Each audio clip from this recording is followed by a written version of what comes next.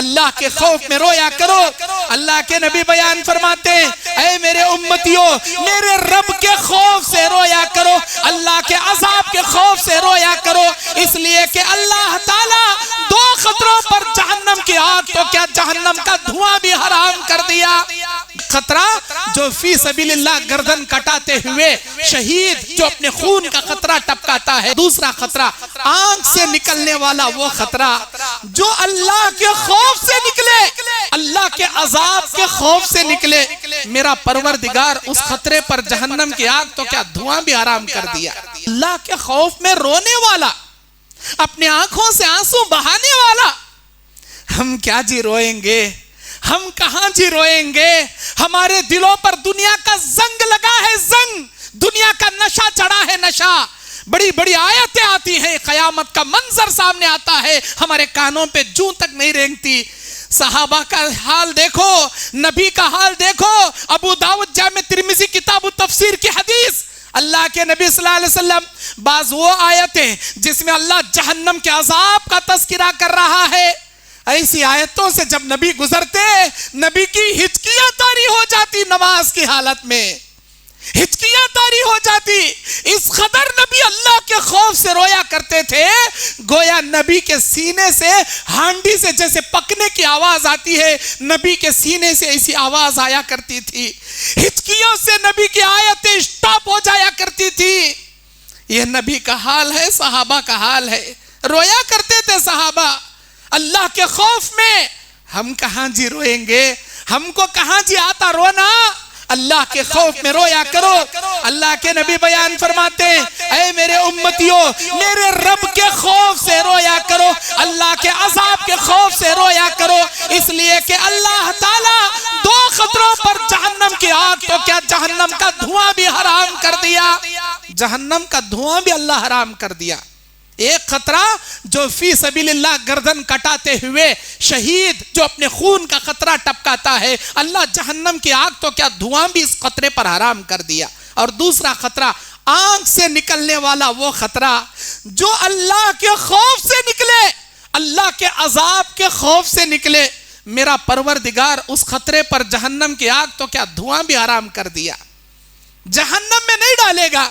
اللہ کے نبی کی حدیث ہے لن یلج النار، لن یلج النار، اللہ کی قسم و آدمی ہرگز ہرگز جہنم میں نہیں جائے گا۔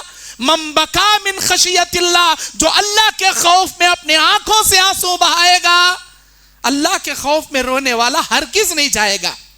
یہاں تک کہ ایک حدیث میں اللہ کے نبی نے مثال دی، اللہ کے خوف سے رونے والا جہنم میں جانا اتنا ناممکن ہے، اتنا ناممکن ہے جتنا اونٹنی کے تھنوں سے دودھ نکالنے کے بعد وہ دودھ واپس اونٹنی کے تھنوں میں جانا جتنا ناممکن ہے، اتنا اللہ کے خوف سے رونے والے بندوں کا جہنم میں جانا اتنا ناممکن ہے۔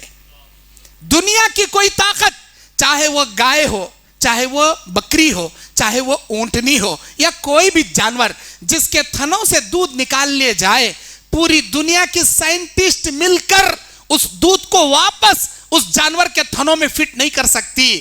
ایسی مثالیں میرا اللہ دیتا ہے جس مثال کو پوری کرنا پوری دنیا کی طاقت سے ناممکن ہو جاتا ہے، کیونکہ اللہ قادر مطلق ہے ہر چیز پر۔ اللہ کی قدرت ہر ناممکن کو ممکن کر سکتی ہے، انسان اور جنات کے یہ بس کی بات نہیں ہے اللہ کے مثالوں کو پورا کر کے بتائے، ناممکن۔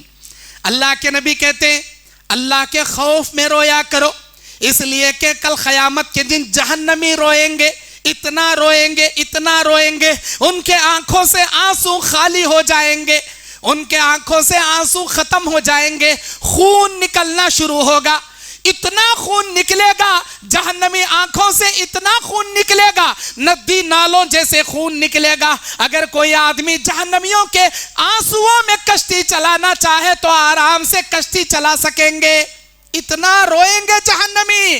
اس دن رونے سے بہتر ہے کہ یہاں رو لو، میرے اللہ کو تمہارا وہ آنسو بے حد پسند ہے۔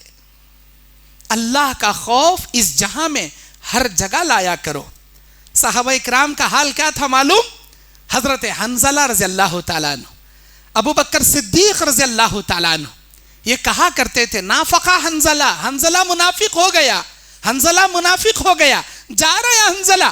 ابو بکر صدیق راستے میں ملے، حجی کیا ایسا بول رہے ہیں آپ؟ کیوں آپ ایسا بول رہے ہیں؟ آپ منافق کیسا ہو گئے؟ وہ کہنے لگے جب ہم نبی کے دربار میں بیٹھتے ہیں ایمان ہمارے دل میں زیادہ ہوتا ہے، جب ہم دنیا میں کمانے کے لیے جاتے ہیں ایسا لگتا ہے ہمارے دلوں میں اللہ اور اس کے رسول کی محبت کم ہو گئی، بیوی بچوں کی محبت زیادہ ہو گئی، دین کی محبت کم ہو گئی، دنیا کی محبت زیادہ ہو گئی، مجھے ایسا لگتا ہے میں منافق ہو گیا۔ ابو بکر صدیق رضی اللہ تعالیٰ عنہ سنے، کہے یہ حالت تو میری بھی ہے، یہ میری بھی کیفیت ہے، ابو بکر منافق ہو گیا، ابو بکر منافق۔ ابو بکر صدیق رضی اللہ تعالیٰ عنہ کہنے لگے ابو بکر بھی منافق ہو گیا۔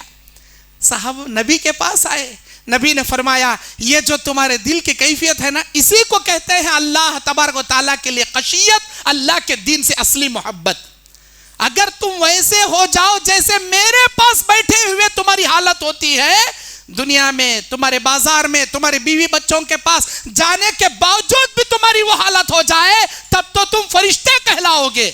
نہیں، یہ دنیا کا اصول ہے، الایمان یزید و ینقص، ایمان زیادہ بھی ہوتا ہے، ایمان کم بھی ہوتا ہے۔